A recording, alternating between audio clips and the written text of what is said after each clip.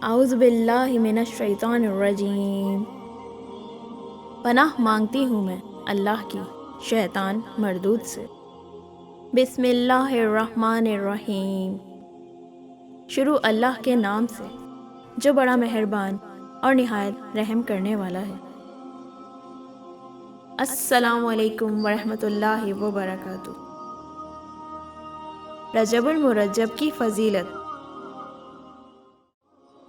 اسلامی سال کے 7ویں مہینے کا نام رجب المرجب ہے، اور اس نام کی وجہ تسمیہ یہ ہے کہ رجب ترجیب سے محفوظ ہے، اور ترجیب کے معنی تعظیم کرنا ہے۔ ماہ رجب کو اسلام کے ظہور سے بھی پہلے سے حرمت والے مہینے کا درجہ حاصل ہے، اور اس مہینے میں جنگیں رک جایا کرتی تھیں، اس لیے اسے العصم کہتے ہیں کہ اس میں ہتھیاروں کی آوازیں نہیں سنی جاتی۔ اس کو العزم یعنی تیز بہاؤ بھی کہتے ہیں، اس لیے کہ اس ماہ میں توبہ کرنے والوں پر رحمت کا بہاؤ تیز ہو جاتا ہے، اور عبادت کرنے والوں پر قبولیت کے انوار کا فیضان ہوتا ہے۔ اس میں اللہ تعالیٰ اپنے بندوں پر رحمت و بخشش کے خصوصی انعامات فرماتا ہے۔ اس ماہ میں عبادات اور دعائیں مستجاب ہوتی ہیں۔ نبی کریم صلی اللہ علیہ وآلہ وسلم نے فرمایا کہ رجب میری امت کے لیے استغفار کا مہینہ ہے، بس اس مہینے میں زیادہ سے زیادہ مغفرت طلب کرو کہ اللہ تعالیٰ بہت بخشنے والا اور مہربان ہے۔ اس ماہ کو شہر رجم بھی کہتے ہیں، کیونکہ اس میں شیطانوں کو رجم کیا جاتا ہے، یعنی پتھر مارے جاتے ہیں۔ رجب کا ایک نام مطہر ہے، یعنی پاک کرنے والا۔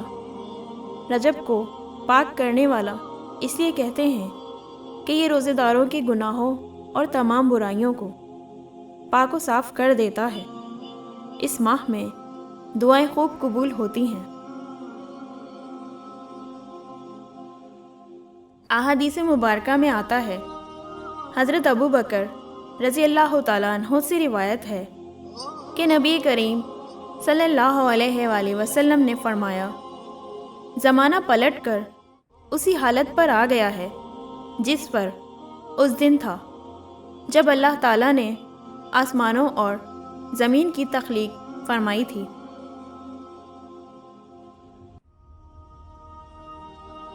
سال 12 مہینے کا ہے، ان میں سے 4 مہینے قربت والے ہیں، 3 مہینے ذی القعدہ، ذی الحج اور محرم تو مسلسل ہیں، اور 4تھا مہینہ رجب مضر ہے۔ اس مہینے کا قبیلہ مضر کے لوگ بڑا احترام کرتے ہیں، اور اس مہینے میں ہی حضرت سعید بن جبیر سے ماہ رجب کے روزوں کے بارے میں پوچھا۔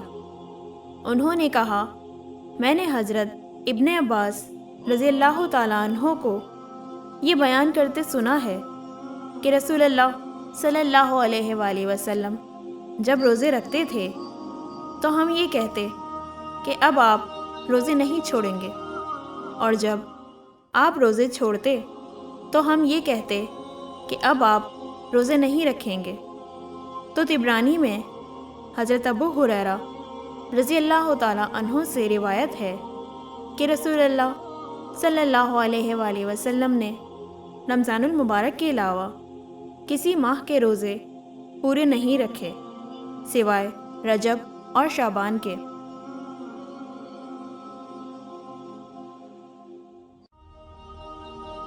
حدیث نبوی صلی اللہ علیہ وآلہ وسلم میں ارشاد ہے کہ رجب اللہ تعالیٰ کا مہینہ ہے، اور شعبان میرا مہینہ ہے، اور رمضان میری امت کا مہینہ ہے۔ حضرت انس بن مالک رضی اللہ تعالیٰ عنہ سے روایت ہے کہ رسول اللہ صلی اللہ علیہ وآلہ وسلم نے ارشاد فرمایا، جنت میں ایک نہر ہے جسے رجب کہا جاتا ہے، جو دودھ سے زیادہ سفید اور شہد سے زیادہ میٹھی ہے۔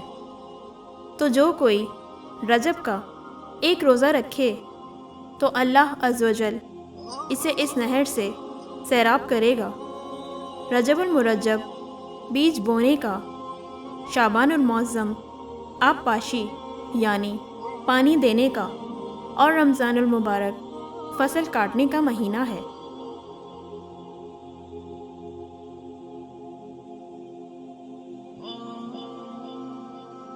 لہٰذا جو رجب المرجب میں عبادت کا بیج بوئے گا اور شعبان المعظم میں آنسوؤں سے سیراب کرے گا تو وہ رمضان المبارک میں فصل رحمت سے مستفید ہوگا۔ مزید یہ کہ رجب المرجب جسم کو، شعبان المعظم دل کو، اور رمضان المبارک روح کو پاک کرتا ہے۔ ایک اور جگہ نبی کریم صلی اللہ علیہ وآلہ وسلم نے ارشاد فرمایا، رجب کی فضیلت تمام مہینوں پر ایسی ہے جیسے قرآن کی فضیلت تمام ذکروں، صحیفوں، کتابوں پر ہے، اور تمام مہینوں پر شعبان کی فضیلت ایسی ہے جیسی محمد مصطفیٰ صلی اللہ علیہ وآلہ وسلم کی فضیلت باقی تمام انبیاء کرام پر ہے۔ اور رجب توبہ کا مہینہ ہے۔ ماہ رجب کی پہلی رات فضیلت والی رات ہے۔ اس میں پہلی بار حضرت جبرائیل علیہ السلام وحی لے کر نبی کریم صلی اللہ علیہ وآلہ وسلم کی خدمت میں حاضر ہوئے۔ رجب کی پہلی رات میں پیش آنے والے چند اہم تاریخی واقعات کچھ اس طرح ہیں۔ جب مسلمان اہل مکہ کی سختیاں برداشت کرنے سے عاجز آ گئے تو نبی کریم صلی اللہ علیہ وآلہ وسلم نے انہیں حبشہ کی جانب ہجرت کا حکم دیا۔ روایات کے مطابق اس قافلے میں 12 مرد اور 4 عورتیں تھیں۔ سیدنا عثمان بن عفان رضی اللہ تعالیٰ عنہ قافلہ سالار مہاجرین تھے۔ اسلام کے چوتھے خلیفہ اور داماد رسول صلی اللہ علیہ وآلہ وسلم حضرت علی مرتضیٰ رضی اللہ تعالیٰ عنہ 13 رجب کو اس دنیا میں تشریف لائے۔ ان کی ولادت کا سال تاریخی کتابوں میں سن 30 عام الفیل رقم ہے۔ ماہ رجب میں ہی حضرت نوح علیہ السلام کشتی میں سوار ہوئے تو خود بھی روزہ رکھا اور ہمراہیوں کو بھی روزے کا حکم دیا۔ ان کی کشتی 10 محرم تک 6 ماہ برسر سفر رہی۔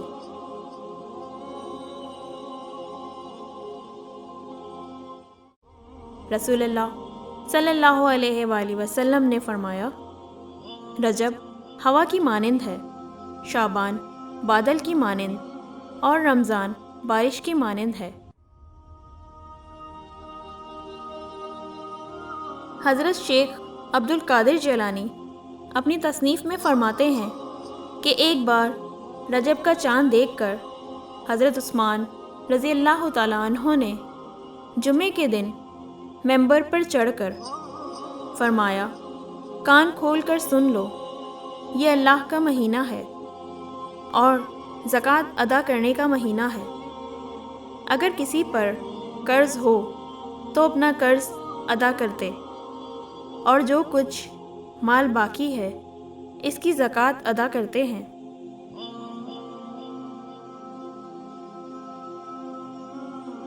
جس شخص نے اپنے نامہ اعمال کو گناہوں سے سیاہ کر لیا ہو، اس کے لیے یہ اچھا موقع ہے کہ وہ اس مہینے میں توبہ کے ذریعے اسے سفیدی میں بدل دے، اور جس نے سرکشی میں اپنی عمر کو ضائع کر دیا ہو وہ اس ماہ کو اپنی بقیہ عمر کے لیے غنیمت سمجھے۔